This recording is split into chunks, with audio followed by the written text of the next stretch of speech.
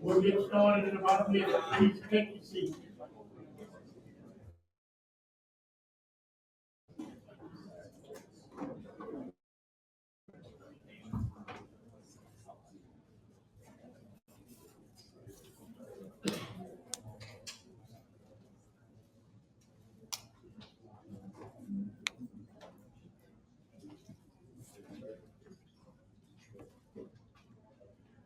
Thank everyone, and please turn silent or turn off your cell phone.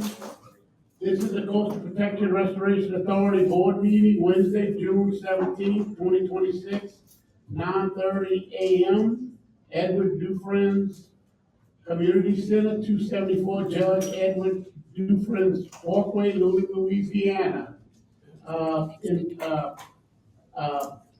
First of all, the Earl will rise for the Pledge of Allegiance.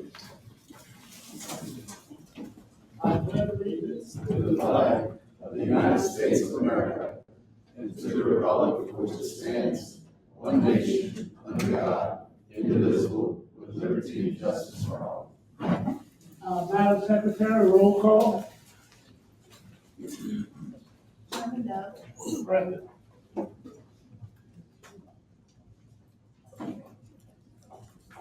Mr. Weigel. Here.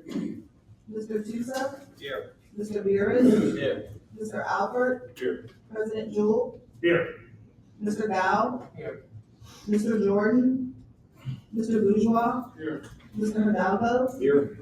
Mr. Carville. Mr. Lane. Here. Mr. Richard. Mr. Segrera. Mr. Romero. President Hinckley. Here. Representative Zarine. Here. Senator Hinton. Okay, thank you. And, with that, I'd like to, turn it over to Parish President Matt Jewell, but first of all, I'd like to thank him for a real good microphone system. Thank you. And with that, President, Matt Jewell.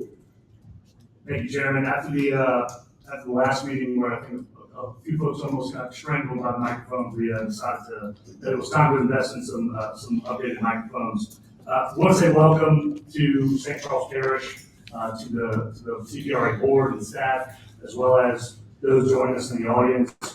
We appreciate the opportunity to be able to host, and we appreciate the close working relationship that St. Charles Parish has with the CPRA. Want to just recognize a few people who are here. State Representative Beth Billings is in the audience. Thank you, Beth, for being here. We also have Councilwoman at Large Holly Fonseca. Thank you, Councilwoman. Our Director of our levies, Sam Sholey. Clay Leday, our CZM office. And Carlos Chasson, our grants office. Between those folks here, we have a lot of interaction with the CPRA, and we've had a lot of success working with your team, and we'll talk a little bit more about that after the implementation update. But again, I'll just say thank you for being here and welcome. Thank you very much, President Jewell, and I'd like to say, we do deal a lot with President Jewell and the council and state reps and senators from this area. And they do a wonderful job, especially on coastal restoration, hurricane protection. In our presentation, we're moving forward on a $110 million floodgate on the Bayou des Allemands, which, as you know, doing Ida came right up the Bayou des Allemands, devastated a lot of areas. So I want to thank President Jewell and everyone else involved, because it is moving expeditiously quick, and we hope to go to construction here in the near future. So with that, approval of the agenda, motion to approve the agenda. Mike Bourgeois, second. John Lane, all in favor? None opposed. Approval of the minutes. Motion by Bill Hidalgo, second by Mr.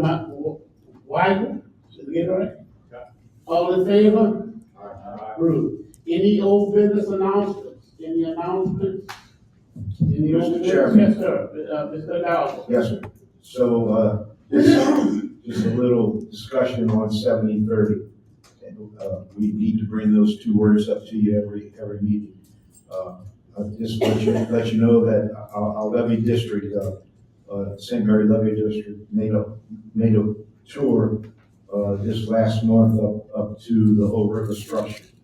And in order to understand it, and, had quite a presentation from the Corps of Engineers, and it's their desire to keep the 70/30 split that way, okay? So in spite of some of the people who are trying to do something else and put less water or more water down, the CPRA, it looks like it's the intent of the Corps of Engineers to make sure every day they look at the percentage of the water flow. And, of course, the law says it's an average for the year. So sometime it might be 31%, other times it might be 28%. Okay, but it's important that we don't start using the Organza spillway in lieu of using the Bonnie-Carroll spillway. So that's my little reminder to everyone. 70/30, important to all of the Chaffly Basin in Organza protection areas in South Louisiana. Thank you, sir. Great statement, the 70/30 has been working, it's already difficult to manage as it is, so the overflow would really be a problem for quite a few parishes. Yes. Agree 100%. With that, any other comments, members? Okay, seeing none. CPRA, I'd also like to announce, Mr. Matt Roulette is here. Didn't call a roll, welcome, representing Mr. Davis with DNR. And, what's that? DC and excuse me. I've been doing it for 22 years, I'll always be DNR to me. But no, and, with that, CPRA implementation update, Michael Harris, CPRA Director. Good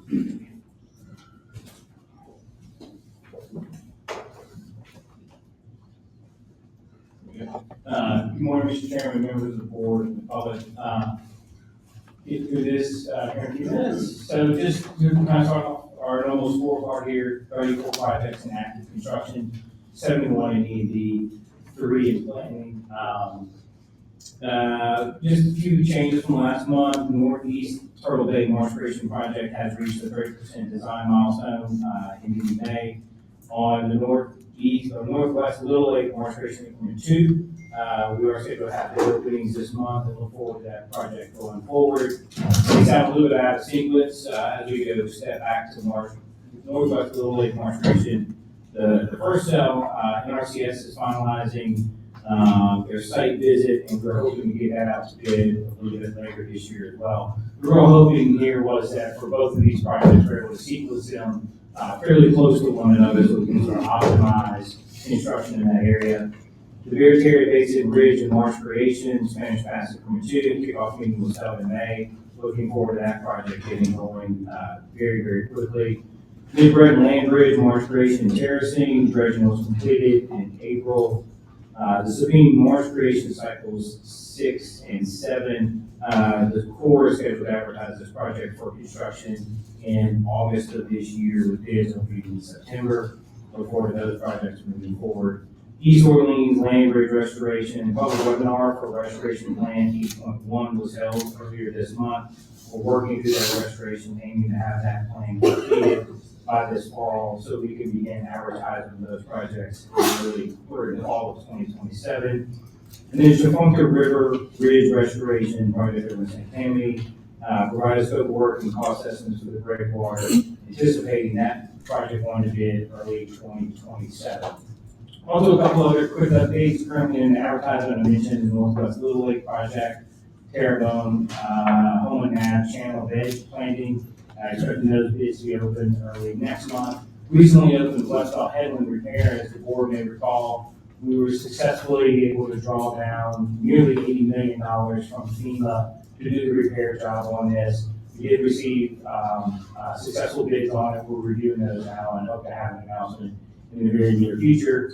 In the Sabine Refuge Demonstration Cycle, bids are under review. They were open earlier this month. Hoping to have an announcement very soon on that one as well. And then the pre-solicitation meeting, you'll hear much more on West Shore in total, but held some informational meetings on 3 upcoming advertisements for this project, things that we're going to be leading on. Again, we have a whole team giving you a presentation on what we're doing as well as the Corps, but probably in total, this is the largest sequencing of construction projects we have going today with our coordination with the Corps on things that we're leading out on and things that they're doing. And I think that project is well underway and on target to hitting its deadline. But again, you'll hear much more from other presentations on that. And then before I jump into some, that's kind of the quick highlight on the project side. I've got a few other things I'll talk about. But one of the things I wanted to share with the board, just some internal optimization things that we're doing here, some legislation we had passed. But before we do that, I really wanted to maybe turn it back to President Jewell to talk about maybe some of the projects in his parish and the things that we're doing in this area. Thank you, Michael.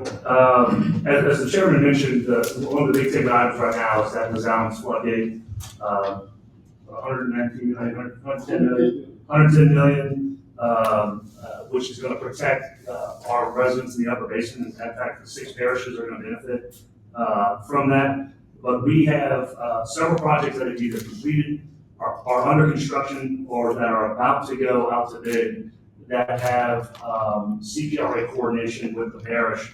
Again, the floodgate, our Sunset automated bar screen cleaners at our pump station over in the Sunset watershed, which was recently completed. That was a $12 million improvement.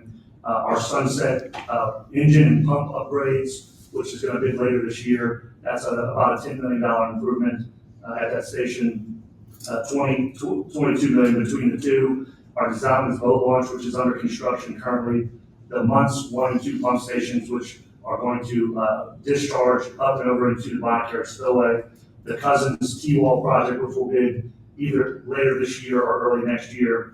And then another recently completed project, or 2 recently completed projects, was the La Branch Marsh Creation Project. That was a project with CPRA CPRA, a huge project for us, 1,500 acres restored in the La Branch wetlands. And then the La Branch Shoreline Protection Project, which I think was about 13,000 linear feet. You might know better than me, Michael, but 13,000 linear feet of rocks added to the La Branch shoreline, which was a huge win for us.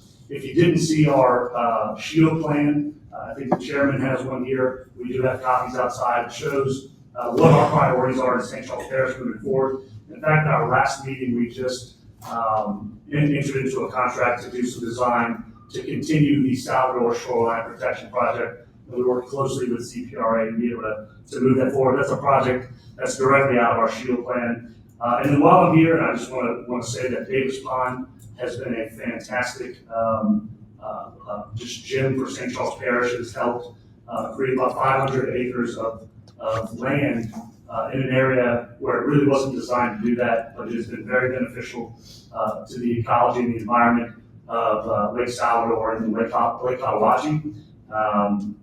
I know we're having an upcoming meeting on that, a mid-year Davis Pond meeting, and we look forward to getting the study kicked off for the upper Barataria Basin diversion to be able to get fresh water put down into the upper basin. I get calls from folks right now saying that they're throwing cast nets under the Desalmans Bridge and catching shrimp. And while that is very convenient for those folks, it is not supposed to be that way. So we would love to see more fresh water introduced in the upper basin and help put that positive freshwater pressure down into Lake Cotahuasi, into Lake Salvador, and keep this area fresh like it's supposed to be. And with that, I'll give back to the director. Thank you, President Joel. Appreciated the opportunity to join you several times over this year for some really cuttings and groundbreakings, and appreciate the partnership with the parish. Look forward to much more to come. I wanted to, again, just kind of share with the board some of the things we're doing internally at CPRA. And I'll start with the recent bill that was signed into law. Certainly want to thank our legislators, as well as Representative Rainey is here. This was House Bill 1193. It was authored by Paul Sawyer. We modeled this bill after one that was moving forward for DOTD to address maintenance-related construction jobs. And that's the way DOTD kind of couched theirs, and we're going to approach it in a very similar way. Again, thank you to the governor and to the governor's staff for helping us craft our bill. It was signed into law, it's now Act 882. But what the board should expect from us is this law allows us to now pre-qualify, kind of like in an IDIQ style mechanism, construction companies that will help carry out smaller maintenance jobs, or even in some cases, site clearing or pre-site prep work that we want to do before we get the large dredge or the large construction company out there. So we think this is going to optimize projects that are going to construction, but more importantly, I think last year we ran about 30 different RFPs to secure contractors to do very small maintenance jobs. And in almost every case, the total time and energy that went into putting out the solicitation, screening them and selecting them, the work was done in maybe a day or two or a week. It was relatively small. And so just to be very clear, this process allows us to screen and qualify companies. We'll then have a large pool, and in those pool of contractors that are qualified to do a job, they would receive a bid sheet. Awards would still be based on low bid, that we're not getting away from that, we can't get away from that. So this follows state law, just really optimizes the RFP process. It helps us sort of speed this up. So as we get into thinking about larger jobs, dredge jobs, big restoration projects, we're certainly going to be putting those out for bid. So we're excited for this. We certainly want to do a lot of outreach to the industry. I think we'll be kicking that off in the coming months to make sure we sort of frame this up the right way. But this is a completely new procurement tool for us. Appreciate the trust that the legislature placed in us to design this and get it running. So excited to see that going forward. On the optimization side too, IDIQ contracts, just a quick update. All these went into effect in January. Again, just a quick reminder, 28 different engineering contracts, 5 geotech, 8 survey. Since January, about 4.6 million task orders have been approved across 16 different firms. I'm pretty confident that 16 is probably the prime contractors there. I can give you better numbers on just on the 17 general engineering firms. In total, those firms and the teams that they put together, I think represent over 80 businesses that are qualified to work with us. And so we're certainly looking across that entire pool of contractors to make sure we're getting that work out to them to move our program and our mission forward. We'll continue to provide updates on you, but obviously this is a key tool for us on being able to move quickly and using the expertise that we have here in Louisiana to do it. And then again, a little bit of a boring one, but one I'm actually very excited about. We are streamlining some of our project scheduling and cash flow projections. We're bringing back in an Oracle tool that is really an industry standard. I'm excited to see it, and I appreciate the work that our project managers do, but on almost every case, they're having to sort of reinvent the wheel, come up with their own spreadsheets on tracking for project times and budgets, and we do a fantastic job at it, but having a centralized platform. And again, the way I want to treat this is whether a project is running through an IGA, or if it's a contractor-led project, or one being done internally, everything's going to be measured the same way. Everyone's going to be held accountable. We're going to be measuring deliverables and the quality of the deliverables we get, and how are we able to keep all of our projects on track. We've got so much going on. I think the annual plan shows about 143 projects. It's probably higher than that now as new things come into light and we're able to move forward on some of these projects. So a lot going on. We needed these tools. We're looking at industry standards and finalizing this contract with OTS to bring this tool in so that we can run at the speed of business. And then I'll just quickly turn it over. Last week I had the pleasure to join the Restore Council annual meeting over in New Orleans. It was presented to me that this was going to be a bit of a nothing burger. We're going to go in, we're going to cast a vote, and ho hum. But really, I think it was an incredibly exciting opportunity because of the consensus that we've been able to create across all the 5 Gulf states, particularly with Mississippi, for this project. And so the vote that was taken last, it was on Wednesday, if I'm not mistaken, we secured the additional $90 million we needed for the Chandler project. And I think because that Restore Council wasn't contentious, it didn't have a lot of bickering, and it went very smoothly. It's a real testament to the Restore Council, to the Restore staff, to our staff, primarily led by Maurice Chateler, and the work he's done to build consensus, and our team with Brad, Scott Baker, and others, to really position Louisiana so well to compete for big dollars like this. And I think we will continue to succeed with the Restore Council on other types of funding that are out there. So, great testament to their work, and again, was proud to just sit there and listen to everyone else say yes as they voted for our project to get the largest amount coming out of the award from last week. And then quickly, on to this, the Louisiana trustee, we did release the phase 2 draft resolution for East Orleans Land Bridge, and the Raccoon Island. Public comments were held. Looking forward to moving that project or getting those comments done. I think the public review should be going through today, if I'm not mistaken. Just quick updates on the project. East Orleans Land Bridge is going to create approximately 1,300 acres of marsh habitat, 15,000 linear feet of shoreline protection, and is looking at a cost estimate of just over $101 million. Raccoon Island restoration would create and restore beach, dune, tidal, and marsh habitats.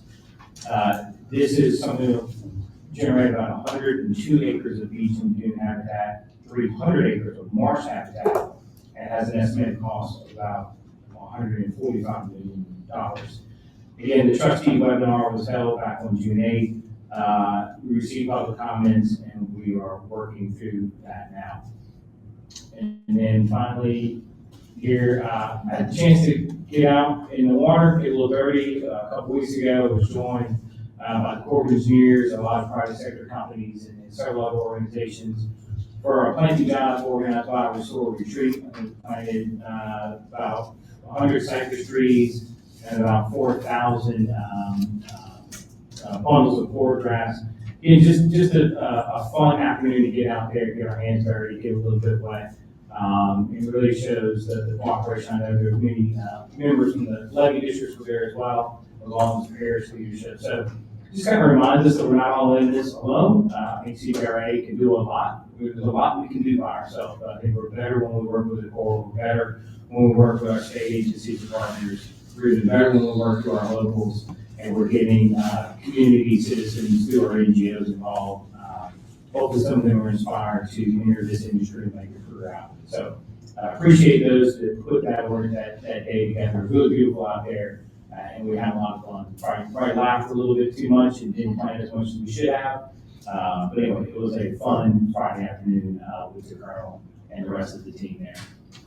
And then, we got two last slides. I think what we do here in Louisiana is really special, but it is not lost. It does have some national significance. I was honored that the governor asked me to go brief some at the National Governors Association. They had an annual meeting here in New Orleans, and it was mainly senior policy advisors from the governor's office, so chiefs of staff, and some of their chiefs of natural resources or resiliency agencies. Just to be able to talk to them about what we do here in Louisiana, the strength of CPRA, the legal framework under which we operate, how does that allow us to move projects forward, but then what does that really represent when we go to Washington, D.C., and how are we able to draw money down? I think we always swim above our weight class, and we're certainly not trying to keep this a secret from anyone. I just haven't seen any other state try to replicate what this state agency is. But we'll continue to educate them, share lessons learned with the other agencies, but with the other states. So we'll keep doing what we do, but it was really an honor to be able to talk to so many other states about what we do and how valuable it is to the state and to the nation. And then finally, as we do think about the value we can provide to the nation, it's certainly not lost on me. We have a global value that we provide as well. I know in the early days, this agency took a lot of trips overseas to learn from others, but I think we are now seeing people coming here to learn from us. And so we had the international delegation from Latin America. You see there Argentina, Bolivia, Paraguay, and Peru. We're here to study our structures, to meet with our agency and our local partners. And so I appreciate the team that was able to meet with them, brief them, and educate them. So This is a national treasure. I think it has international value, and I look forward to more delegations coming here to learn about how South Louisiana is protecting and restoring itself for the betterment of the state, the nation, and the world. So really excited to have them there. I wish I could have joined that group. I was unable to. And with that, last second week, we had a storm safe hurricane preparedness event. We're obviously right into the beginning of hurricane season. Appreciate the volunteers that came together to do this community event. And it is something we can easily, I think Jay Brown has mentioned this at our last board meeting, it's easy to sort of get into a place of complacency when we've had relatively quiet hurricane seasons. This agency can never act that way. We will continue to bring awareness to the public, raise the level of concern. The people need to have personal plans. They need to be listening to local officials when there are evacuation orders, and they should always stay ready. So anything we can do to make sure we're keeping families informed and getting people engaged, I think is going to be critical for us. So we are never going to stop doing those things as we prepare for hurricane season. So we believe with that, as the board may know, I'm joined here by Ms. Leanne Sharp. There's a couple of developments we've seen out in the marsh, and I think you may start getting some questions about it. We wanted to make sure we brief you on it as the marsh may turn brown. There's some interesting reasons why that is happening, and we thought it would be very timely to sort of inform the board on what we're seeing, what we're monitoring, what we're expecting, so that if you're getting questions from your constituents, you're able to answer them about what's happening. So with that, I will turn it over to Ms. Leanne, and then we'll start turning back to the board again for questions. All right. Thanks, Michael, members of the board. I'm pleased to present to you today on behalf of the PRIMS program. So we'll get right into it. So it's vegetation season in the Viz. And so between now and the end of August, crews are going to get out to 3,900 different vegetation stations. As always, they were instructed to report anything concerning, different, new, and we kind of expected that ground marsh might emerge this season. So they were on the lookout for that, and they found it day one. Day one of veg season, there was plenty of ground marsh. So we'll go through what that looks like a little bit. First, study this map. We're gonna kind of focus on this part of the coast. They found it first in the southeast Terrebonne Basin, down in the Tingley Sub-Basin. It's in those marshes between Port Fourchon and the HNC, and then it went all the way up into Pointe-Jean, almost to Montague, it looked like. So I'll show you some pictures from the field. Basically, that red circle that's just east of Lake Felicity, that's where ground zero, that's where they found it first. Those photos in the bottom right with a red line around them are kind of some of the worst that we've seen. And so it looks brown, it looks dead. It's not really dead. It got its feelings hurt, and we can go through that. The other thing we see is some of it's already recovering, kind of more towards Bayou Blue and then closer to Golden Meadow. You can see that it had ground marsh probably at the beginning of the season, but it's already greened up. We've got the alternate floor coming back. PRIMS 341, that yellow circle in the middle, it's a little shoal. There's not much left. That's right, Oyster Bayou. There's not a whole lot left there. So it doesn't have ground marsh because it's all edged. On the fringe, it's already kind of greened up and rinsed out, but in the central, but so you kind of have to have an intact marsh to even get ground marsh. And then to the southwest, when you get west of the HNC, it looks like it also had it down there, but it's recovering. I did see a video of a pretty good extent on the way down there. So if people are heading that way, they will see some of this. And then the other place that we see it in the Barataria Basin, they did have it at PRIMS 172, which is behind Shell Island. The picture on the bottom right is kind of the worst of it, and that's the deeper into the marsh you get, the worse it looks. And then on the fringe, it's greening up and recovering. So what happened, it's really interesting to me. So Spartina alterniflora is the dominant species in the salt marsh. That's most of what's out there. It's Spartina and another couple of species and shrubs, but that's mostly all you have. And that genus is particularly sensitive to acid sulfate. It can't take high pH.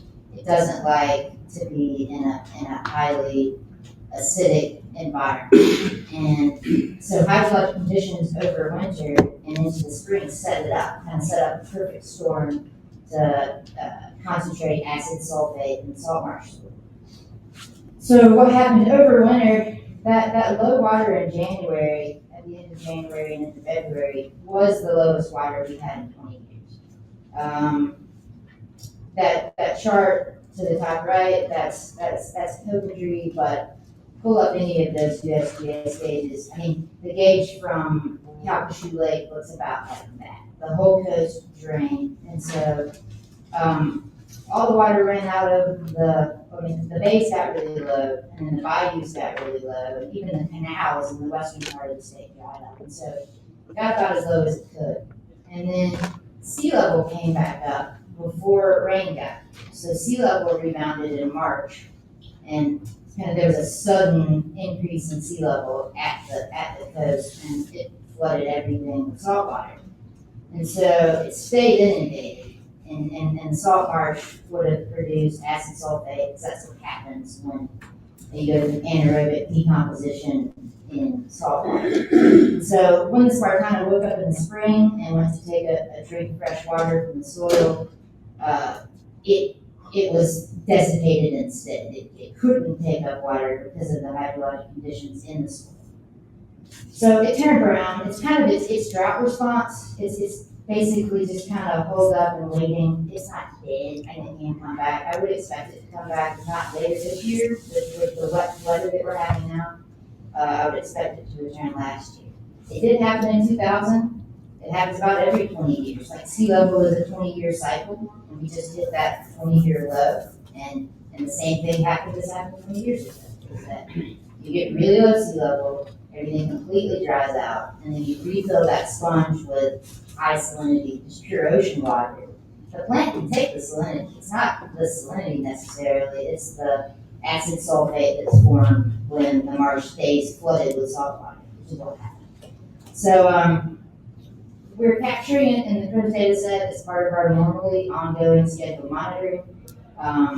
I like to point out that that's what's so great about having a monitoring network like this. When you see something strange, you don't have to do a study it, you're already capturing it and contextualizing it in a larger data set. And so in time, we'll know what happened to the marshes that turned brown. We should be able to tell the difference between where we got it and where we didn't. And then 20 years from now, we can figure out how to make it rain. Maybe we need to prevent it, But that's it. I do expect it to green up, and it looks bad, but hopefully we're going to stop soon. So I believe that's it. Thank you very much, Leanne. Again, for the board, we thought this was pretty visually, or I say easily visible by a lot of your constituents, that they would be out there. You may get questions about it, any of the market side, and you know, so obviously have a good answer for it. And again, I think Leanne will hit on it with the value of the CRIM system and the fact that we've been able to monitor things like this. We knew what happened 20 years ago. We can see it happening today. We know what to expect. We can bring it to position. So with that, I will give it back, Mr. Chairman, to the board, and thank you all for the opportunity. Yeah, Director Tony Albert has a question. Thank you. I thought we still had some more. I don't forget to ask a question. Land bridges that we're talking about putting in place. Mm-hmm. Does that help this situation, that it becomes a little fresher, or would it hurt the situation? Or have any impact at all? So the where we have it, the marsh kind of reveals where it's completely separated from any fresh water. That's where we have it, behind barrier islands, and then these islands of marsh in the Terrebonne Basin that are just completely disconnected from any freshwater connection. And so the land bridges don't necessarily impact that.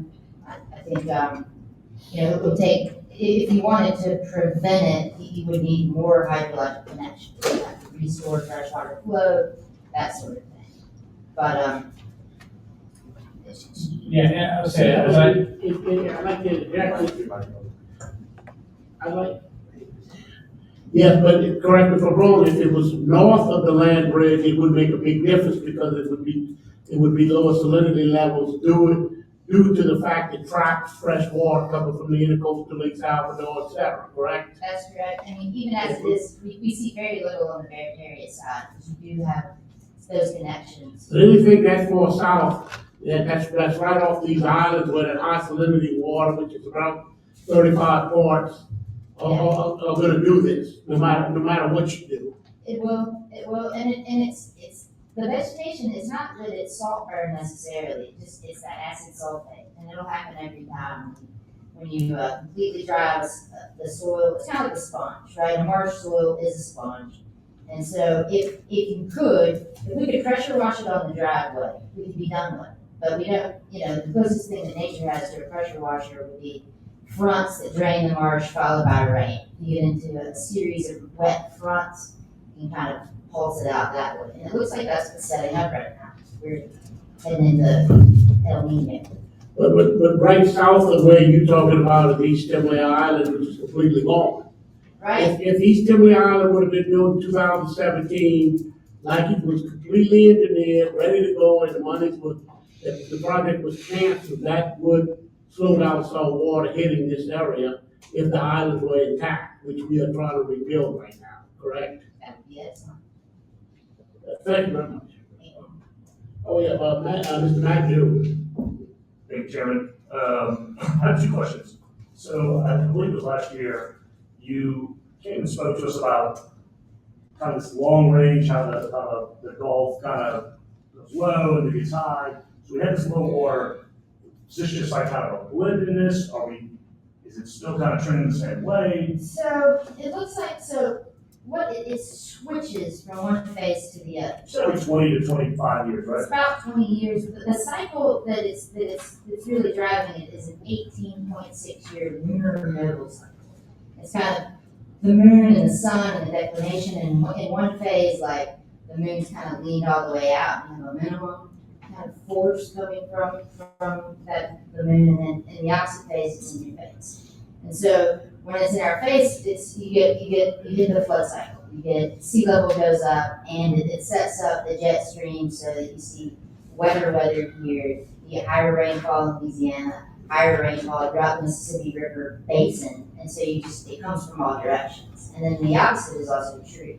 Like it's true that over winter we were at the minimum of that 20-year cycle, and so kind of with the least amount of force coming up from the moon having it leaned out, it creates that kind of weather that we saw this year where the jet stream gets all loopy and the Arctic kind of vomits out onto the East Coast but the same thing happens every 20 years. And sea level and those cycles trend together because of the way that it sets up in the Gulf. And so it was really low at the coast, and then the loop current is everything. So the loop current sheds these eddies, and sometimes they interact with the near shore.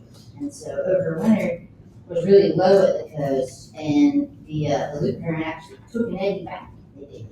It never takes anything. So that was great. But then small little loop current eddy, relatively small to what we usually see, kind of work through the blockade, and it went up immediate. And you could see it on every gauge. You could see it hit the Mississippi Sound side first, and so you saw it go up in Lake Pontchartrain. You saw it go up at Bay Waveland, Shell Beach, at the Mississippi River gauges. It was like right at the end of March 24th, 25th, it just switched. And then it kind of also then traveled to the west, and then the whole coast basically jumped back up overnight. It's just because the Gulf itself isn't just one level. There are different things happening. There's really high water that are in the eddies, and then there are low circulations that flank it. There's a lot going on out there. I watch it like a soap opera. There's plenty of drama in the ocean all the time. Right now, it's threatening to stiff-neck, and I don't know where it's going to go. See how it all plays out. You should watch Netflix. You know what? You watch that. I'm gonna have to rewatch this meeting just to kind of understand some of the stuff you said a little bit better. So thank you for what you do. Yeah. incredibly intelligent, and I appreciate the work that you do for CPRA. The other question I have, just because I know this area, there was an oil spill earlier this year off of like Loop. I think several barrels of oil went in, and I know they got on it quickly. Did any of that ever, did any of that ever land anywhere? I know they had the cleanup teams going out there immediately. Has anything been impacted by that, or? I mean, I hear through the grapevine, I don't know for sure. Maybe we could get that, like, maybe just in the, yeah, future, we Yeah, can I do know we that. had a team out there monitoring it. I don't think it's done anything significant, to our projects. I do believe we probably have some staff here that have the answer to it, but I can certainly provide that back. I can speak a little bit, to our properties. We're still dealing with impacts on Whiskey Island, and Raccoon got a minimum amount of oil. But, kind of those areas of the lower Terrebonne, some of those marshes were all pretty good. We'll get a summary for the board and certainly provide that to you. Thank you. Okay, Quick question. oh yeah, Yeah. Mr. Dunn. Would more rain have made a difference? I was really hoping it would rain first, Okay. because we've seen on this year plan that those marshes actually respond really well. They dry out, and then if it filled with rainfall, I would have expected vegetation expansion and good things. But unfortunately, the ocean got there before the rain did, and so just took a big drink. Interesting, good information. Appreciate it. Thank you, Mr. Woodrow. Yeah, man, great presentation as always. I can attest to the fact that the water was really, really low in the fall. I spent an hour and a half of my life trying to get out of a canal last year, past 200 But GOSEP has been, puts out these drought monitors, and that whole entire area is still under a moderate drought. Believe it or not, a lot of the rain has been setting up. It's been setting up north of it. So my question is, how long can this Spartania take this? And you're saying that when it's close to the edge, it flushes out, so it gets the acid out of the roots and it brings back up. But not getting the rains, how long will this be before this might become a more significant issue? Well, we have what happened in 2000, and from that event, we saw that it came back, it mostly recovered the next year, like 85% or more of the marshes had it recovered. It's not dead, it's sad, it's not dead though. And so those marshes were pretty tough. I mean, that vegetation is durable. I mean, it's healthy salt marsh vegetation. There was nothing wrong with it. It's called brown marsh. And so, like, it wouldn't be easily removed. Like, if you were to try to pull it out by hand, you might hurt it back. You know?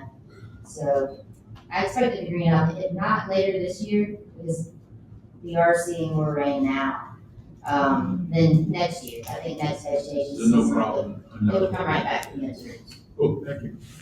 Mr. Dow. Thank you, Chairman. This is a question for Mr. Hare. I believe that we have oversight over the flood authorities. No, sir. For the flood authorities, we serve as, on the nominating committee, we chair that, or we help as a custodian on that. We do not have oversight over the flood authorities. Yeah, but I was just concerned on the recent turmoil at the flood authority, and I was concerned whether or not that would affect, for example, compromise any flood protection issues, or do we have any preparedness? Yes, sir. No, Ability to prepare for the coming hurricane season. yes, sir. No, a great question. To be clear, we don't have authority over them as an entity, but we obviously coordinate very, very closely with them, along with the Corps of Engineers and with their professional staff. And so on a near daily basis, we are certainly our competent staff here that we were working with, coordinating with them, so our staff communicating with both local east and west for maintaining what I would consider to be storm-ready operations at this point. So we see no degradation and the ability for the levee system to operate correctly, to coordinate with us, to coordinate with Corps of Engineers, Coast Guard, and all the other relevant agencies. So I appreciate what's out there in the public, and the public's concern that somehow that might impact operational effectiveness of those entities. But we do see no signs of that whatsoever. Obviously, we would step in and help and support those communities if we saw anything that would be threatening there. But otherwise, we feel very confident across all of our coastal partners that we coordinate with on an ongoing basis that the coast is ready for hurricane season. Well, thank you. Okay, members, any questions? Mr. Hadd, you want to complete the? I think the next slide was questions, so I'll just say thank you all very much. Again, we had this material brought to us by Leanne a little bit, earlier this month. It was an interesting topic, I want to bring it to you, and again, always want to share what we're doing project-wise, but also what we're doing to sort of optimize the agency. And again, thank you to the legislature for giving us this new procurement tool this year. Look forward to being able to roll it out and use it responsibly. With that, we're done. Thank you. And thank both of y'all, great presentation. Appreciate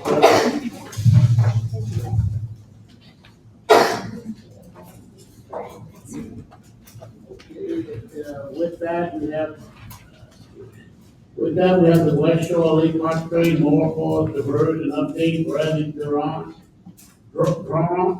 Drew on. So, you want to ask our McCormick Village Project Manager and Brad Miller, CPRA Project Manager. And I'd like to announce to the board that when we call roll call, I think we do have a quorum. I didn't announce that earlier. Go ahead, please.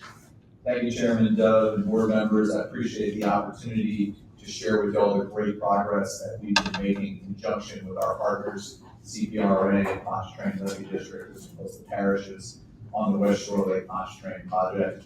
I'm here today to give you a quick overview of both the work that's ongoing in St. John Baptist and St. Charles parishes, as well as St. James. And then I know Mr. Miller is going to give you an update on the waterfall diversion. So I appreciate Michael not having any amazing slides and stealing my thunder on West Shore. And I'm going to try not to do the same and give benefit to Brad on that.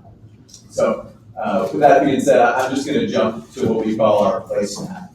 And this is our over-the-world view of everything that's going on in St. Charles Parish and St. John Baptist. And I think it really shows you the progress that we've made on this project. Orange is a great color on this map. Everything you see in orange is under construction. That represents 12 of the 14 contracts that the Corps of Engineers will be awarding, a little over 13 and a half of the 18 and a half miles that need to be constructed to provide this critical risk reduction to over 60,000 residents in St. John the Baptist and St. Charles parishes. I just highlight a couple of things on this real quick. You can see there's one contract to the east in blue. That's the 103A flood wall and floodgate. And I'm very happy to report today that we accepted bids on that contract yesterday, got a fantastic price on it, about a competition, 13 bidders, and we expect to award that contract in July. So as I mentioned, that's one of the two that we're left to award in these two parishes. The remaining contract towards the western end, 110A, is a flood wall. It's a utility relocation. We were hoping to directionally drill that pipeline as a relocation underneath the levee. That wasn't possible, so we're moving forward with the flood wall. That contract isn't scheduled to be awarded until 2028, but I think it's critical to note the 103A contract that I just told you we're going to be awarding next month is going to be placing the preload for that flood wall at 110A. So while that contract's not going to be awarded for another 2 years, work is going to be taking place at that location. That preload is going to be sitting there preparing that site for us to construct the flood wall. And then the last thing I'll point out on this slide before I move on is the West Shore Lake Pontchartrain 114 project. That's the 2,000 CFS pump stations that are located right in the middle at the Reserve Relief Canal, and then again at I-55 on the eastern side of the project. And the reason that that contract bears pointing out is, one, it's a very large contract, $419 million that was awarded in April. It also represents the critical path to closing the system and providing surge reduction to the residents. Those two canals, one's about 75 feet wide, the other's a little over 500 feet wide, very hard to flood fight. The way to close those gaps is to get that construction complete.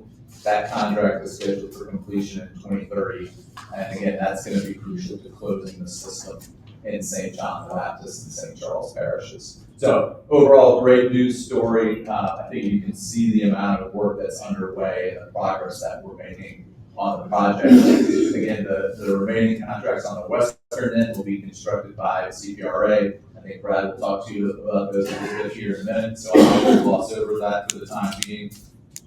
And I'll just move on a little bit. Let me ask you Yes, a sir. question. What is the height of these levees? So it varies from about 13.9 feet on the eastern end, sir, to around 8 feet on the western end as you get further away from Lake Pontchartrain. And I actually have a slide that kind of shows that a little bit later in the presentation if you'd like to see. And the pump stations at what? Plus what above sea level? I don't remember off the top of my head. We can kind of get a feel when I get to that slide. We can look at it on there, check the elevation.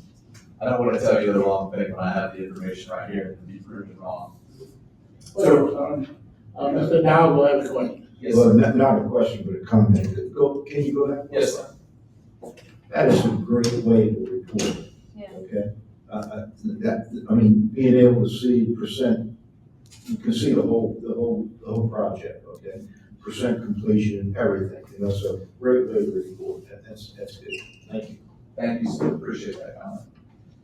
I'll make sure our individual that puts these together knows. Does a great job. Yeah. Include Michael. Yeah, no, I got the book. Usually Michael's the one showing us up, so I'm glad I got to use us. Appreciate that. Won't happen again. So, just a couple pictures yes, sir. A couple pictures real quick of the ongoing construction that I want to share. One of the levees, one of the preloads we're building a drainage structure, and then we can see on the bottom right-hand corner, the Moss drainage structure is actually coming up out of the ground and it's formed up. Actually, water is moving through it now at this point, although you couldn't tell from this picture, it was a little earlier. But those 12 contracts that we've awarded to date and the work that's been undertaken represents a $1.15 billion investment in the West Shore Lake Pontchartrain project, and that risk reduction that's critical for the residents as well as the infrastructure and industry that's crucial to the economy of the nation. So I just wanted to highlight that real quick, as well as that major award on 114 that we recently made. Just kind of give a broad stroke for those that may not be as familiar with the project. There's 7 drainage structures that are going to allow rainwater to exit the system during a normal event outside of tropical storms. Significant amount of flow wall, almost a mile, a couple of floodgates, and a navigation gate for reserve relief. And as I mentioned before, we have those 2 contracts for the court is still awarded in St. John and St. Charles, 103A that'll be awarded next month. And then the 110A flood wall will be awarded in 2028 once the preload is complete. Oh, and now I pushed the wrong button. Here we go. Okay, so getting to your question, Chairman Doug, I think this gives you a little bit of an idea of the elevations and where they fall for the system, going from the western end to the left end of the screen and the eastern end on the right hand. So the elevations of the pump stations themselves are going to be different depending if you're talking about I-55 or reserve relief. It's going to be closer to 13 at I-55, and then it'll be closer to probably around 10 feet or so at reserve relief. I can get that actual elevation for you. And as I even say that, I'll tell you, these are the current elevations, so it's going to be higher for the pump stations because we're building those after 50 years. But I'll get that information to you, sir. I don't remember it off the top of my head with that 2070 elevation would be. But again, I think the key here, as you can see, many of the levees have reached a height of 6 to 8 feet or even higher in some locations, up to 13 feet on the eastern end at 101A. And while that's great and we're making fantastic progress, I want to highlight something that Mr. Harris said earlier is, don't get a false sense of security just because all this progress is being made on West Shore. the system is not complete yet. Please continue to listen to your local officials in the event of hurricanes and in the evacuation orders, those kind of things. It's a risk reduction system, not a risk elimination system. And especially until it's complete, it doesn't provide a level of risk reduction that people may expect. So this is a slide that I just wanted to share. It really gives you a feel for when we're going to start seeing a lot of these contracts being complete in 2027. And then that 114 contract that goes out into 2030. That's the 2 pump station contracts and closing those canals under I-55 and reserve relief. We would have loved to have gotten that completed and awarded a little bit sooner. We had originally intended to award that contract last summer, but there was a protest. That's when they are able to get that contract awarded. And so that's the schedule right now for its completion. Again, that's the critical path to close the system in St. John the Baptist and St. Charles. And so now I just wanted to take a minute and speak quickly about St. James Parish, because we've been working very closely with CPRA and St. James Parish President Dufresne to look at this portion of the project. What you see there in yellow on the map at Gramercy and Grand Point are the levees that were authorized in the 2016 Chiefs Report for construction. And from the very beginning, St. James has been very clear. They would like to see a levee that connects Grand Point and Gramercy. And working in conjunction with them, the parish, with CPRA support, got a permit to construct that blue line that you see there, a levee that would essentially connect or come close to connecting what the Corps is currently authorized to construct. And so what we're going to do now that they have that permit, we can consider that levee that they're in the design phase for right now, an existing condition in the future, and start to look at, okay, what alternatives to what's currently authorized might make sense to take that into account, connect to it, tie into high ground on the eastern and western flanks. And we're working with Pontchartrain Levee District right now in the parish to get right of entry to go take borings so that we can do some initial design and come up with some cost estimates and determine, okay, is there an alternative that falls within our existing construction authority, or would that be something that needs to go back to Congress for additional authorization for us to make a change that would incorporate that St. James connector levee that the parish is working on right now. So we've been working with them closely on that for the past year or two. We talk to their designers on a regular basis and making sure that that's going to have a design that would meet the Corps standards. And we'll look to move toward what the final solution is as we get those cost estimates and we get that additional engineering information that's required to develop that design maturity and make the determination if we have authority or if we get additional authority to do that work. And so with that, that concludes my conversation or my discussion. I'm happy to take any questions, but I think Brad is going to go first and we were going to take questions unless there's something pressing. So thank you very much for the time. I appreciate the opportunity to speak to you today. Thank you. Okay, thank you, Chairman Dove, and members of the board for having us today. I want to go over kind of the Marpaw project, where we've been and where we are, and then we'll do a short video at the end, and then we'll take questions. So, Just quick, on the West Shore, is there any other questions on West Shore that I know we've been asking as we went? One last question, what is the total anticipated cost of the West Shore now? The total cost over the 50-year period is around $3.7 billion, and that includes all of the Marpaw diversion and future levee lists over the next 50 years, sir. Okay, good. Yes, sir. Go ahead. okay, great segue, Brad. All of Marpaw means that Marpaw and West Shore have a unique partnership, which we'll get into. So, between Baton Rouge and New Orleans is the Marpaw Swamp, north of I-10. The project is designed to take river fluid water, get it about 5.5 miles just north of I-10, benefit about 45,000 acres of swamp. It's also joined to West Shore, and I'll provide more details in a minute. Certain portions of the Marpaw diversion are adjacent to the West Shore features. Also, the Corps needed to have mitigation for the impact of the swamp from building West Shore, and kind of embedded in the middle of our project area, our benefit area, this is called the Corps mitigation area. So the Corps is using the benefits from MARPA as mitigation for the West Shore project, and I'll tell you a little more how that came about in just a minute. The MARPA project has been around since our coastal program existed. It was back in '93 as our first coastal restoration plan. In '98, before the master plan got the 2050 report, there was a Mississippi River sediment nutrient study done in '99. It really got born in 2000 as a CPRA project, and the EPA was a sponsor, and it was in CPRA for over a decade. It was also around that time put the LCA program was known as Hope Canal, and the Corps and the state worked together to say, hey, the CPRA project is advanced further. Let us move this through CPRA, so the Hope Canal project, the LCA project, got authorized. And it's been in every state every master plan they ever had. So it's been around, people know about it for decades, and we're excited it's finally moving forward.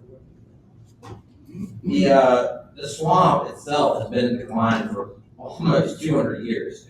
Going back to, we talk about connections to the wetlands and the river. Well, the Marquardt Swamp was connected to the river through Iron-Shack. And back in 1814, Andrew Jackson put a cable block down on Iron-Shack for military reasons. In 1826, the state permanently cut it off.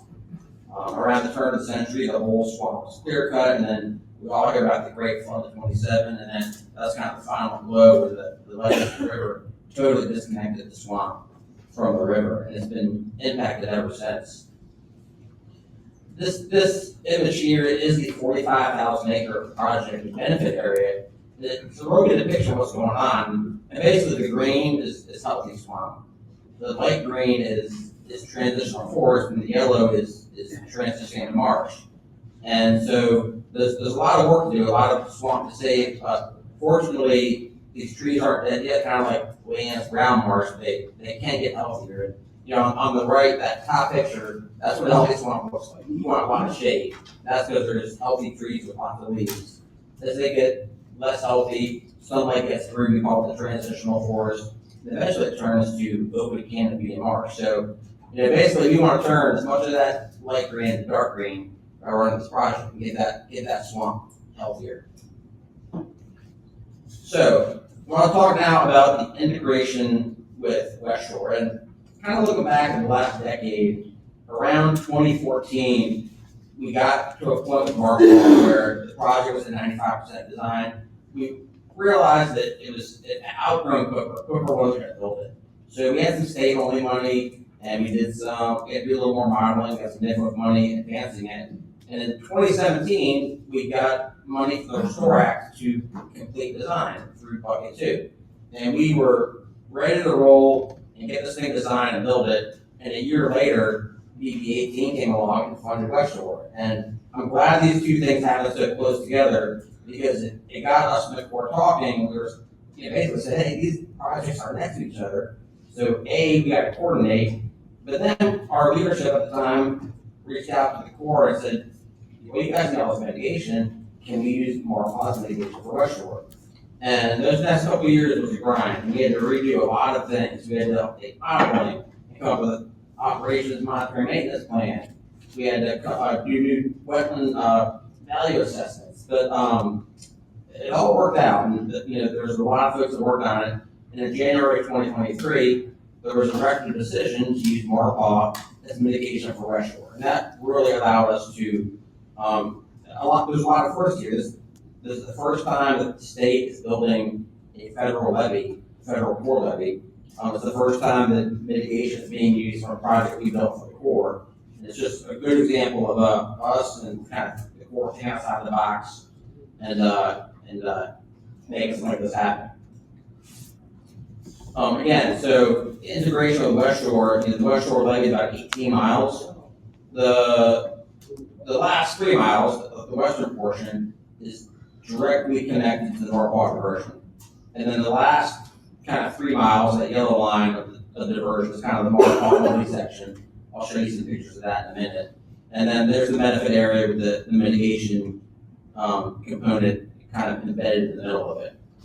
So before West Shore was around, this is a cross section. If you just cut a slice of the project and looking north, It's very symmetrical. On the west side is a small guide levee, on the east side is a small guide levee. Channel pretty much throughout, the Marquardt diversion is about 140 feet wide with about a 40-foot deep section in the middle to 8 feet deep.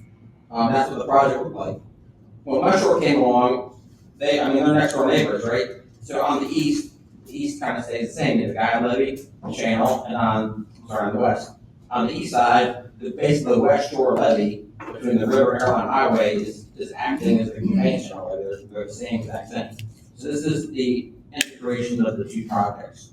There is a drainage canal on the flood side and the protected side. Drainage is really important on these projects. Every time I present on Marquardt, everyone always asks about drainage, and drainage is being accommodated through the design of both these projects.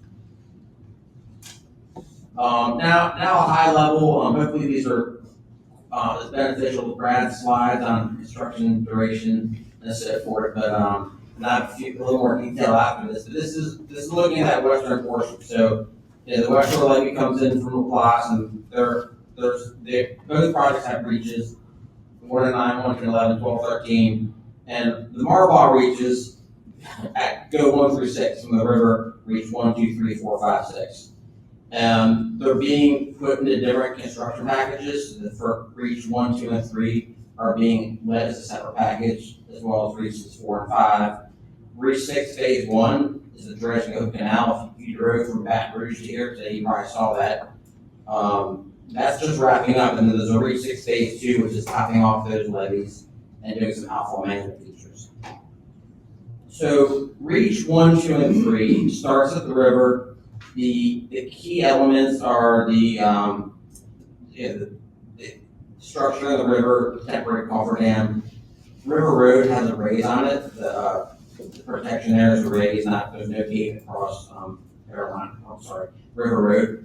There's an intake structure, sedimentation basin. There's typical channel excavation for the channel and levee construction for West Shore levee. And that's the first of 2 of our railroad crossings. That design package is going to wrap up later this year, and we're scheduled to advertise it February of 2027. We just last week had it's called a pre-solicitation meeting. We invited industry to partake in a presentation very similar to this, let them know that, hey, the next year, these things are hitting the street. We got almost 60 attendees in person and online, so it was very well received by industry. I think most folks know that this work to be hitting the street pretty soon. So again, February, advertised for 1, 2, 3, reaches 4 and 5. Again, it has,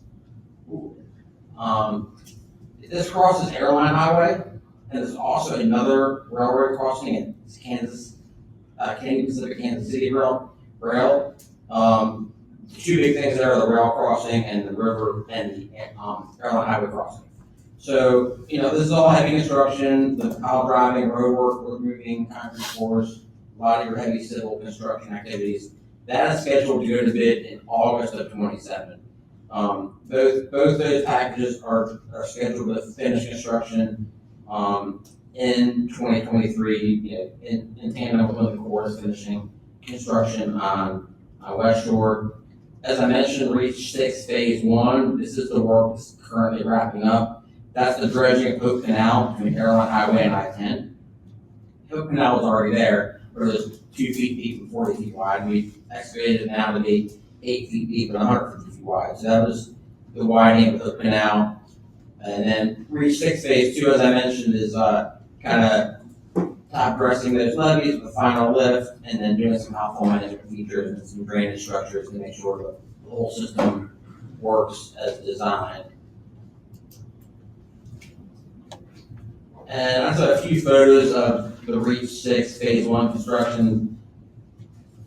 As I mentioned, that was the old Hope Canal fillway construction with the contractor, and they've been out there for about 18 months. Using the material excavated to build the guide levees for the channel. You can see there some of the shaping and excavation of material. This is a real good shot of where this is kind of on Airline Highway looking north, and that's where West Shore goes off towards LaPlace. Hope Canal goes north toward I-10. That is reach 114A. Is that right? That's gonna be one of the drainage structures. That's one of the drainage, there's no pump station there, it's a drainage structure.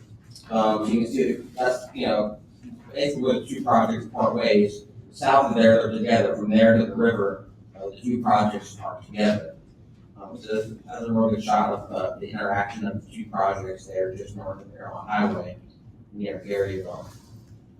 And, if you're driving I-10 coming from the west today, you slow down, you would have seen that excavation is, I always remember when I'm coming from Baton Rouge, as soon as I cross the parish line into St. John Parish, it's like a half mile from the Toke Canal. So slow down and look at it next time you head that way.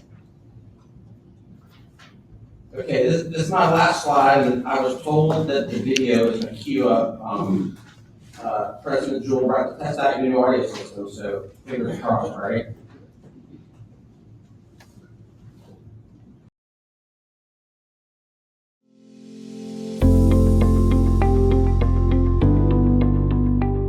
Right now, we're in the Maurepas Swamp. We're right off the Blind River, in the middle of the wildlife management area, one of the very important public resources here in this part of Louisiana. This swamp has been declining for the past century, mainly because it's been cut off from the Mississippi River.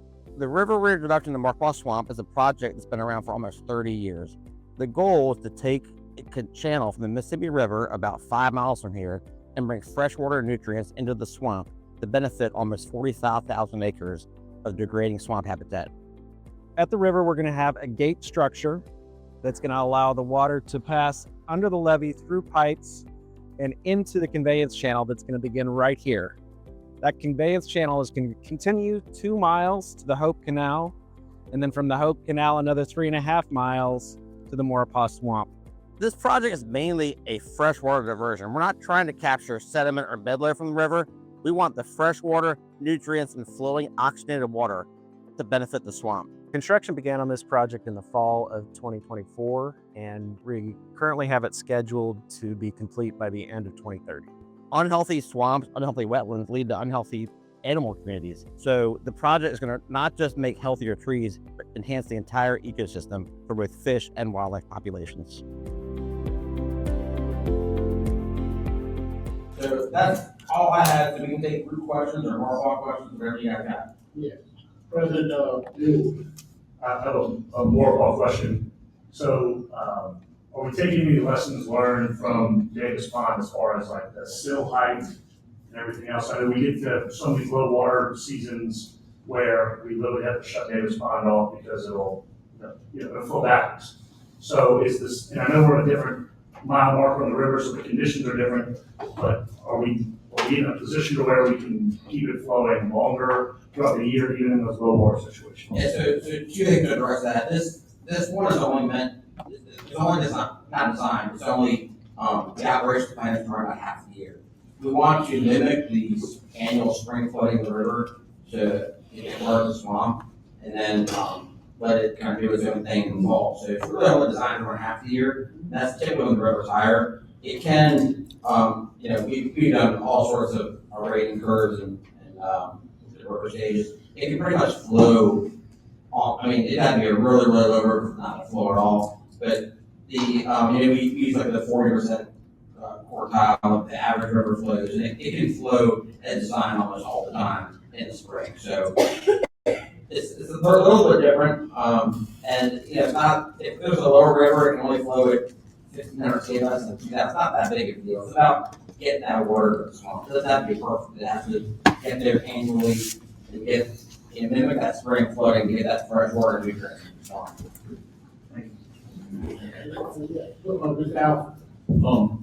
I might have missed this, but don't we get mitigation credits for like 9,000 acres or something along those lines? Okay, so yes, I'm gonna give a really big picture.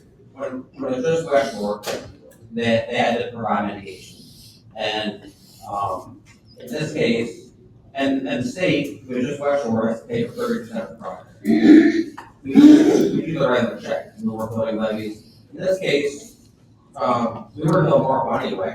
So we're using money we're spending on Markpaw for the Corps to use for mitigation. And it's actually, our our leadership and folks for Restore, before we even did this, hey, can we use these monies, our Restore money, to build our law, to pay for the project and claim it for credit for mitigation? The answer was yes. So we're using money we would have used anyway to build our law. And we're gonna have to pay the core money anyway, because we get the local sponsor over 30%. So that was a real great win for everyone that worked out. I can get into all the details if you want. But No, that's all right. That's the big deal. I was just making sure, I thought for sure that this is kind of the first one, it's kind of. Absolutely, yeah. Completion date, 2030. Representative Ryan. So Sweetgrass, continuing with, President Jewell was talking about the freshwater still, but wondering about the accretion, kind of like in Biofouche where they, put a portion to be able to mine the sediment. They know it's gonna build up just from using the river, even though it is a freshwater diversion. Is there a combination for that, or is it gonna be constantly dredged? So actually, we take that into account, and one of the first things, right after the diversion across the river road, is what's called a sedimentation basin. And again, we're not trying to capture bed load, so the intake's way up in the Basher, it's only like -8 in the river. So, but there will be, we want some of the fine sediment, but that sedimentation basin is gonna drop velocity and allow the heavier sands to come spit out right there. That way, annually, we can just dredge that out, we don't have to dredge long-term, whole 5 miles of conveyance channel. So where is that gonna be at? The sedimentation basin is, right after the diversion. Okay. Comes out of the river, right after the river road is a sedimentation basin there. Okay, yeah, let me, okay, that's a 2000 CFS, correct? Yes, sir. To be operated at 750 CFS, according to the operating plan. This will be operated at 750. No, it's operated at 2,000. I'm sorry?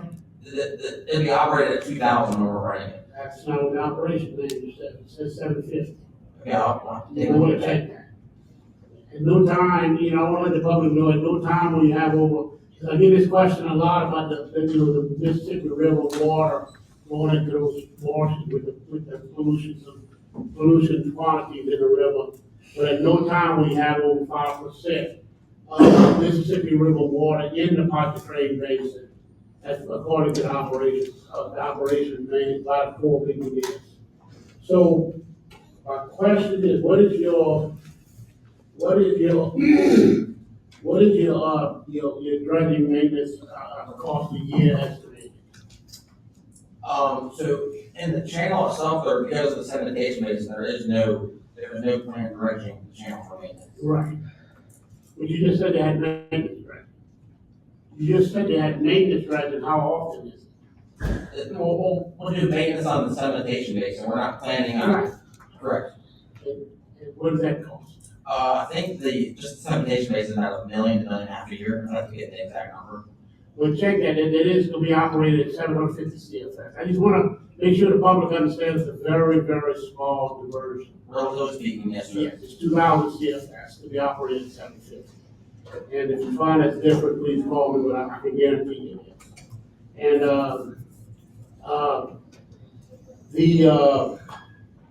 what did you find the cost on it? Without the O&M. Without O&M, so again, we're building 3 reaches to West Shore, so for the Marquardt version, that's 3 reaches to West Shore. The construction cost is about $400 million. Thank you very much. Any other questions, members? With that, thank you all very much, very informative. Thank you. Thank you. Okay, the next one is the Pontchartrain Levy District multi-jurisdiction overview and project on Selling Foreman, Pontchartrain Levy District Executive Director. Monica? Good morning. Thank you so much, Chairman Dove and President Jewell and members of the board. It's really nice to see all of you. I haven't seen some of you in quite some time, so thank you very much for having me this morning. Thank you, President Jewell, for having Pontchartrain Levy District June 1st at your council meeting. On behalf of Holly Fonseca, she was kind enough to reach out to me. Pontchartrain Levy District is happy to always, I love talking about the district. So anytime anybody wants to come and take a visit, anytime you need to know a little bit of something, I'm always happy to come. I'll host you, I'll come to you, whatever it is. Really quickly, I do have another meeting in Riverville Parish shortly after this, so I'm not being disrespectful when I have to leave after my presentation. I don't like when people do that personally, so I didn't want you to think that I was doing that for any other reason, but with everybody's summer schedules and stuff like that, it really has been kind of hectic to get everything in, so I will jump into this. And kudos to the gentlemen that went before me, Michael and Brad. I've done a great job of showing you the things that are going on, so I will try that. I'll try and keep it short and sweet, show you a little bit about PLD. Pontchartrain Levy District was created in 1895. It's just a little bit of information or something that maybe some of you don't know. Up until 1971, it did include East Jefferson Levy District. They left Pontchartrain, so that's everybody is very confused all the time. You know, where does Pontchartrain come from? We're in Washington, Louisiana. That's where my headquarters is located. We represent the 6 parishes on the east bank of East Baton Rouge, Iberville, Ascension, St. James, St. John the Baptist, and St. Charles parishes. Again, up until 1971, it included Jefferson as well. Then they broke off, created East Jefferson Levy District, and now they are a part of the Flood Protection Authority East. Our Board of Commissioners and support staff, as you can see, our president, Senator Boudreaux, comes from St. James Parish, and Randy Pluot Sr. is the vice president representing Ascension. You have myself as executive director, Dwight Poirier is special counsel, and Joe Serio is our executive assistant to the board. So, as the Board of Commissioners, per our statute, we have a representative or one representative from each of my 6 parishes, 2 from the railroad, and then 1 at large. So that's what comprises my 9 board members. The Pontchartrain Levy District budget is derived solely from 3.53 mils from my 6 parish area. It has been that way since I've been there. There is no O&M tax, there is no sales tax, there is nothing. But I gave you, actually the auditors are coming in 2 weeks. So being close to my June 1st, I'm getting ready to start a new fiscal year. So those are for my budget 26, 27, we'll bring in or expect to bring in at least $20 million. The primary mission, in my opinion, is on Pontchartrain Levy District jurisdiction is the mainland Mississippi River levy. I mean, nothing obviously can happen without protection of all of our infrastructure without that mainline Mississippi River levy. The creation of PLD was for this mainline river levy, and it certainly has been tested and retested. Just a couple of photos there. We've got Pontchartrain Levy District being on the east bank itself. I find there to be so many beautiful areas that I love to travel daily and jump on the actual levee crown to travel. The first one is the Man Reed's House of Retreats. It's in St. James Parish. It is a beautiful testament of what a lot of that river levee looks like.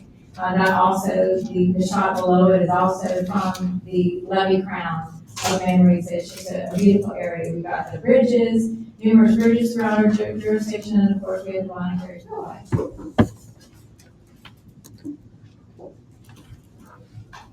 To touch upon a few of the projects, so the Army Corps of Engineers in Pontchartrain Levy District, there are several levy lifts that, and as a result of the disaster relief supplemental appropriations that are upcoming.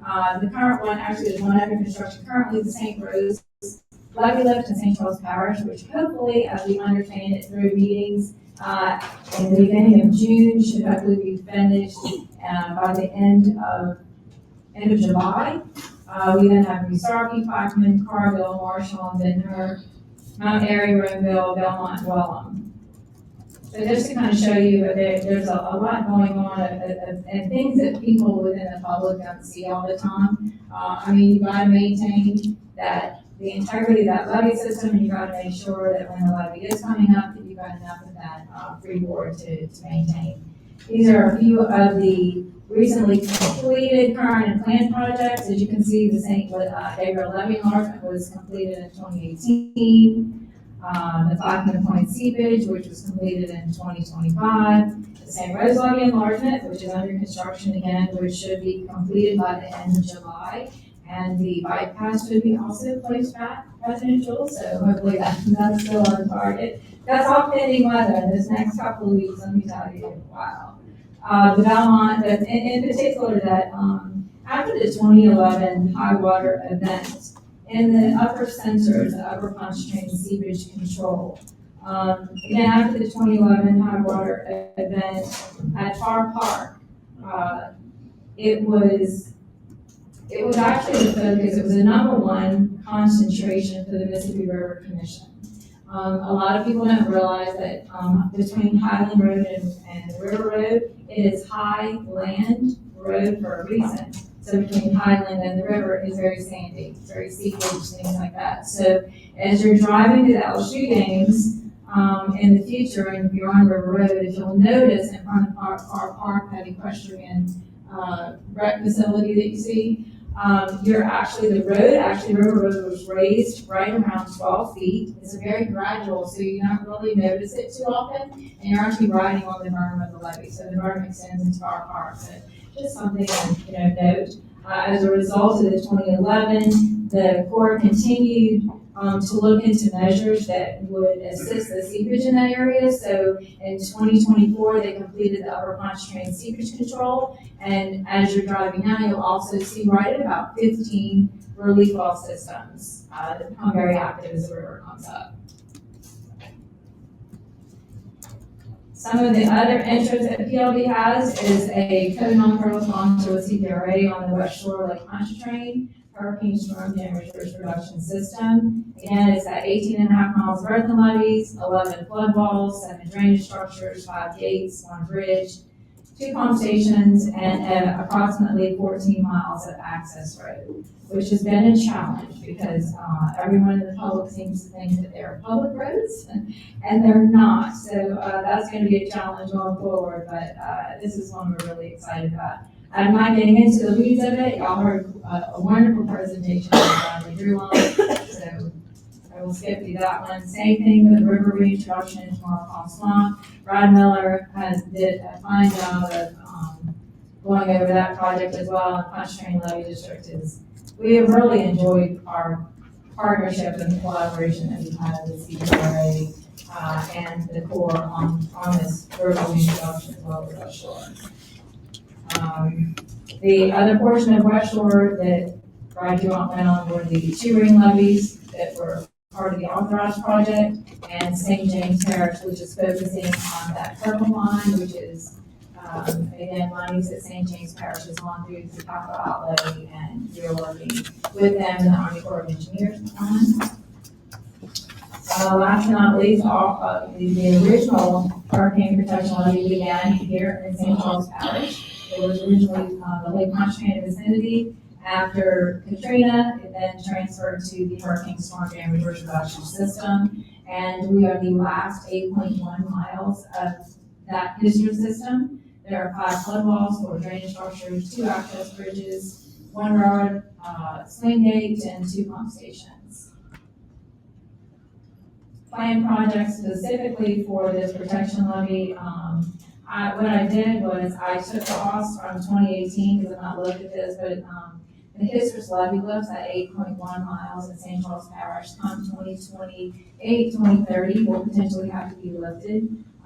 So we're looking at $36 to $39 million potentially.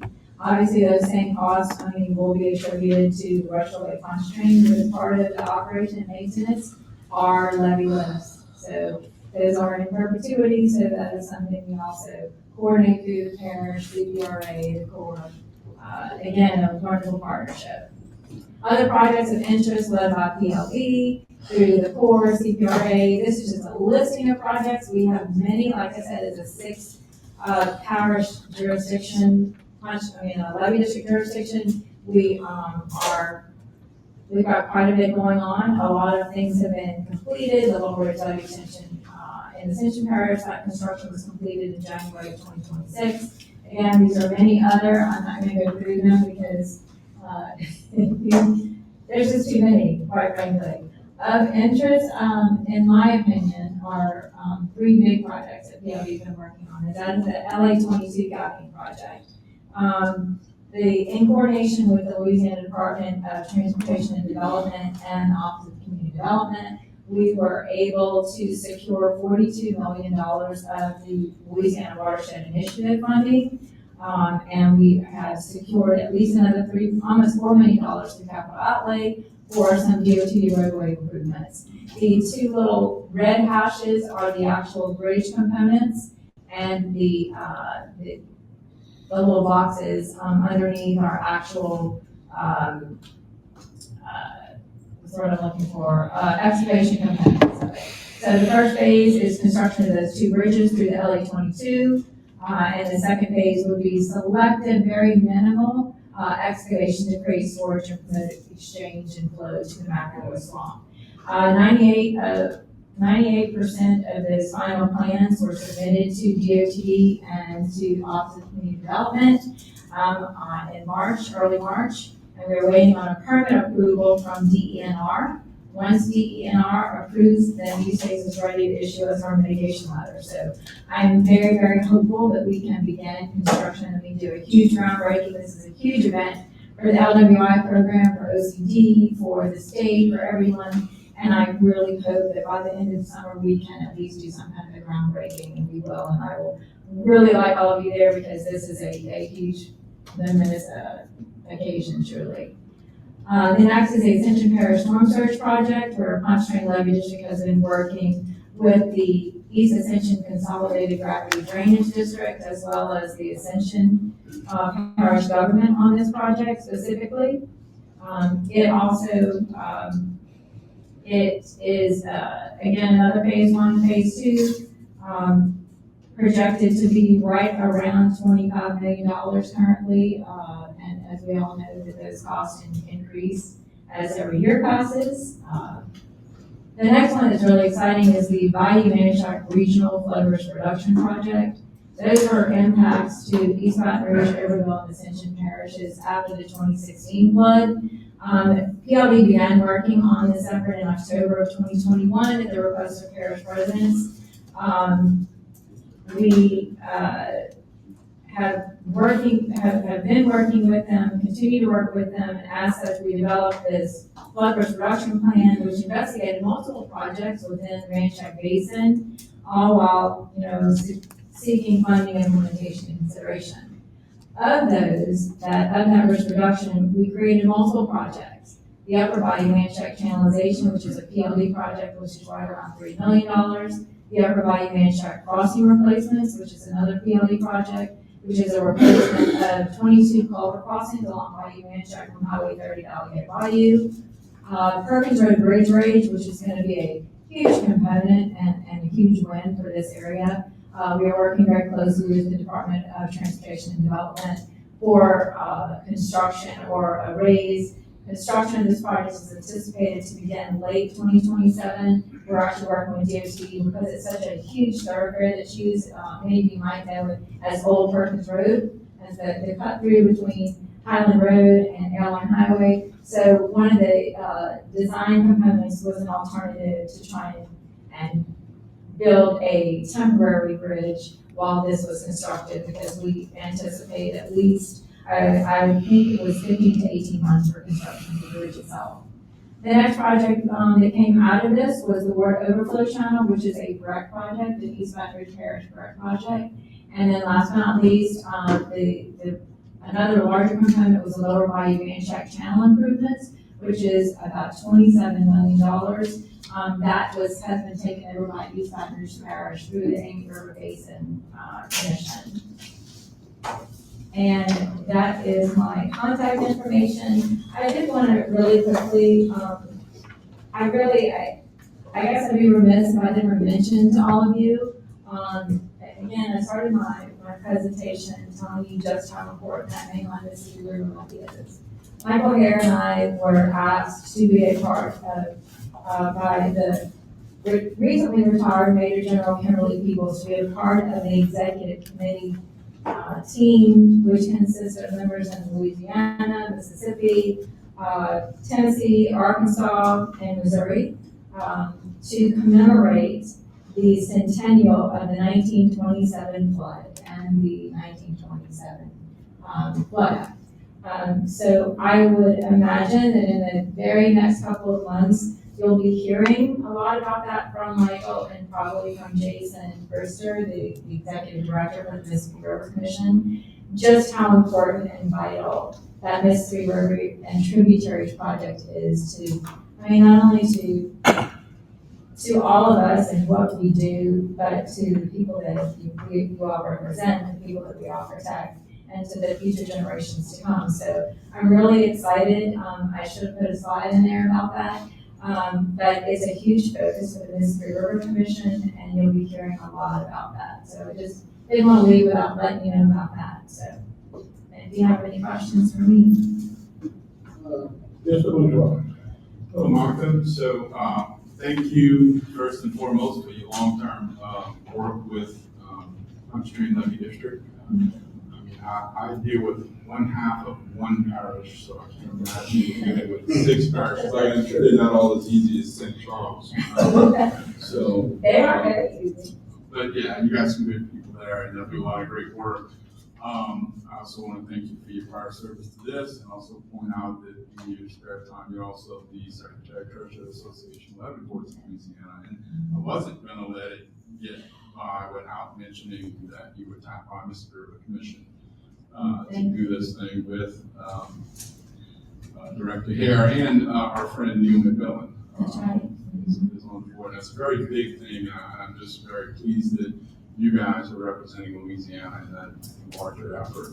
It's a bad news, good news thing. It's the bad news that in 2026 and 2027, we had 1926 and 27, we had the worst flooding that the river has seen, and yet it created the Mississippi River Commission and the Mississippi River tributary systems to solve that problem.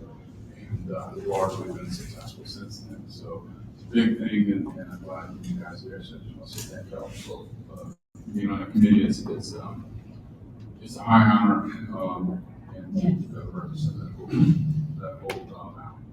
Thank you for that. Mr. Dowd. Monica, good seeing you again, and, not only thanks, but congratulations. I think managing those 6 parishes must be fun. And you mentioned one thing that a question, you said they shifted the center line, are they shifting the center line of the Mississippi River levee? Is that in the Manresa area? Oh, I'm sorry, if I must have misspoke, if that's what I said. No, I said I ride the center line at the levee quite often, but they are raising the levees. No, I think throughout somebody various said it was shifting the expansions. center line. Oh, so, no, after the 2011 high water floods, that what you're talking about? They raised the levee and they raised river roads, so you're talking along the berm, but I'm sorry if I misspoke. No, it was in, you're right. Oh, okay. Okay. No, there's been no shift in the center line. It is where it is. The only thing I know is they're gonna raise it. Yeah, okay, great, okay, well, thank you. And congratulations. Well, thank you. I mean, it was very humbling and very honoring to receive, such a request. But it takes all of us.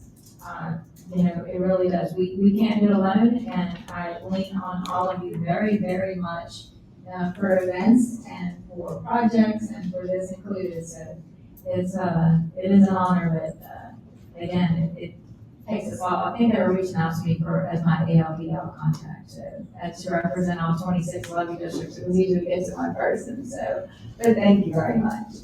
Thank you, and Mr. President Matthew. Well, I just want to say thanks to you, your team, and the board members of PLD. We have a lot of shared assets in St. Charles Parish that we have to coordinate on to keep our residents safe on the East Bank. So I just want to say thanks for helping and working with us on that stuff. Good to meet you all. Thank you.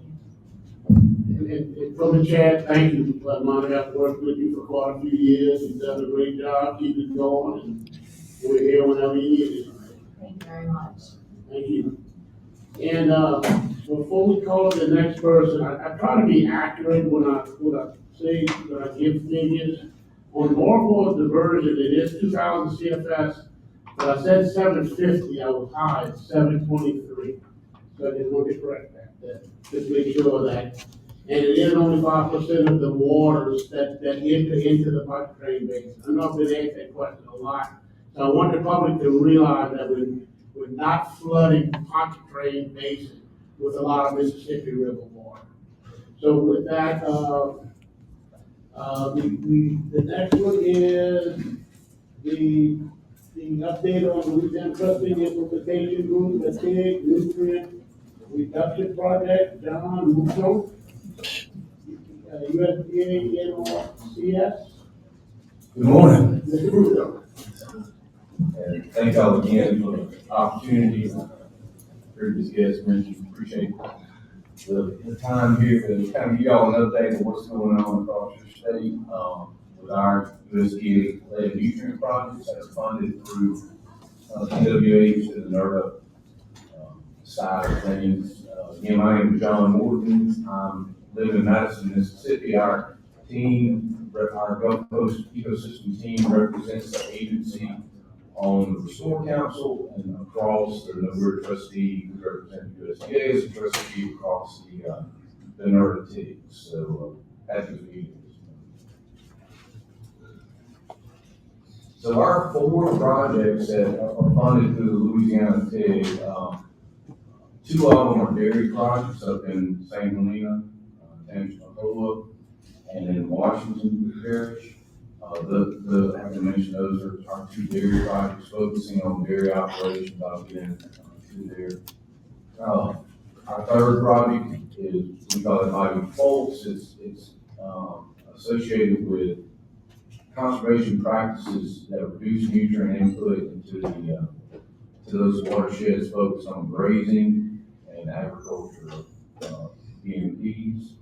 And then our winter water project in the southwest portion of the state is focused on rice ag use and the crawfish farming out there.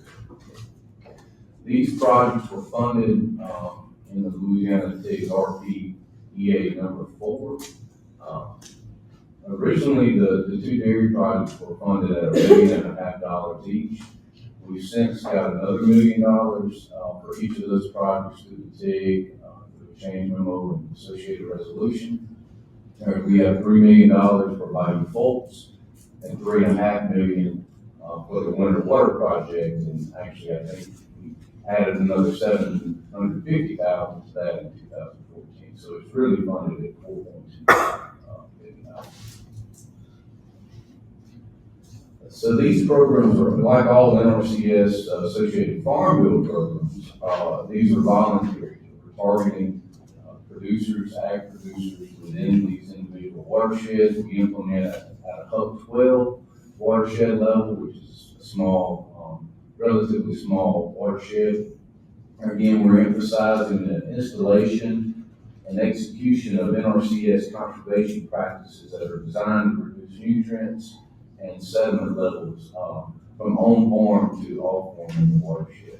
And unlike traditional farm bill programs, these through NERDA, we can do 100% cost share with individual producers for the installation of these practices. Our outreach efforts, how we get the word out, we've got various partners that I'll go into. We try to do, our partners and our field staffs across the Gulf, but specifically in Louisiana, do in-field site visits with the farmers, trying to keep them from having to, come to individual county offices, do text message, obviously social media these days, a variety of different grower meetings using crop advisors and also our staff in the field offices.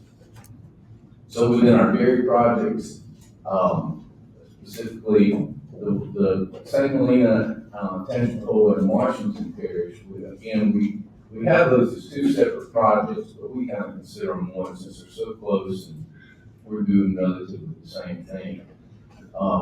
The TIG originally approved 10 Hub 12 watersheds to be implemented within this project. We're currently working in 3 of them, with producers. We're also associated with doing, in-stream water quality monitoring through 6 sites, within the 3 highlighted or shaded, I should say, watersheds. And our project partners there are Pensacola, St. Helena Soil and Water Conservation District, and the Louisiana Land Trust. Those red marks on the, you may not see them that well, but those are the 6 areas that we're currently operating in. We do have plans to ask to take for an additional $2 million this year, actually this month, or probably in July, to see if we can expand it. We have 11 more producers that are interested in working with us on these projects, and appreciate some additional funding.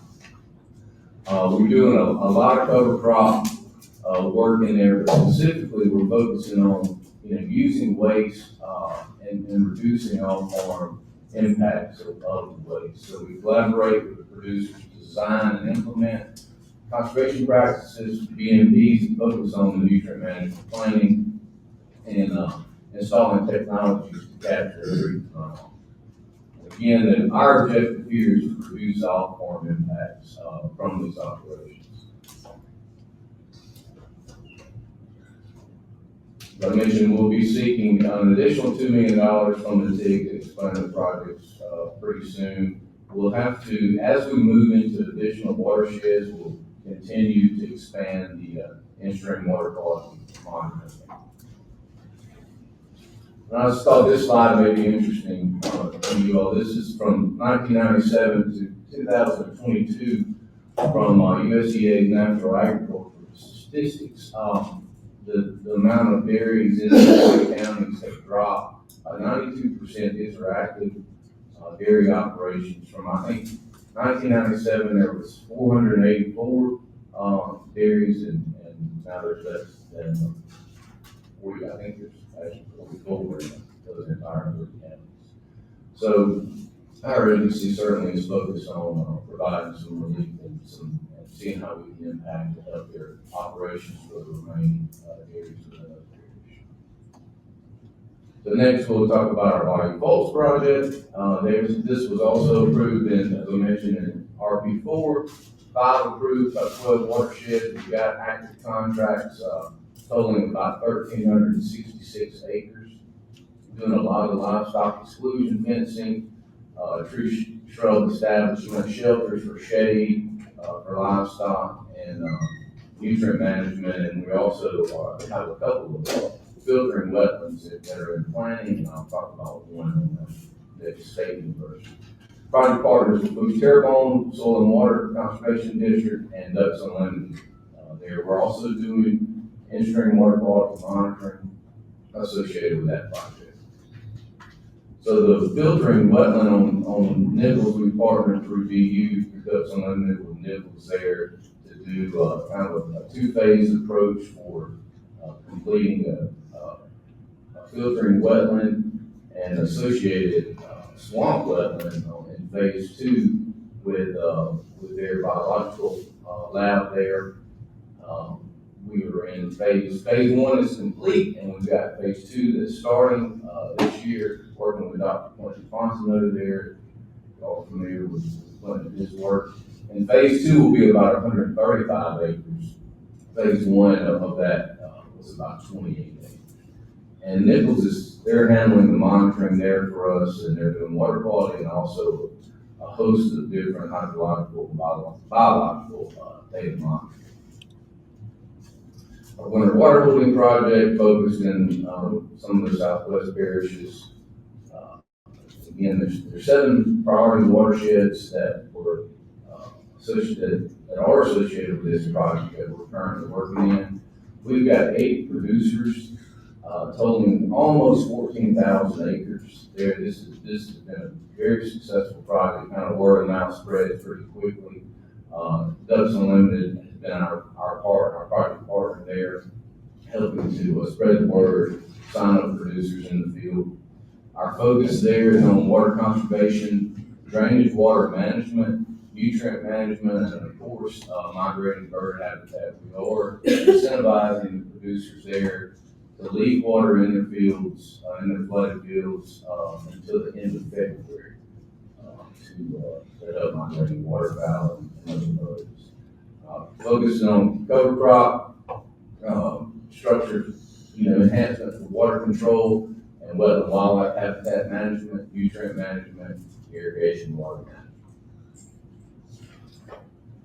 So this is just, those that are familiar with rice, we're also doing in-stream water quality monitoring there. Some of our producers are doing in-field themselves just to see, how the water is working at their level, not just in the water shed level.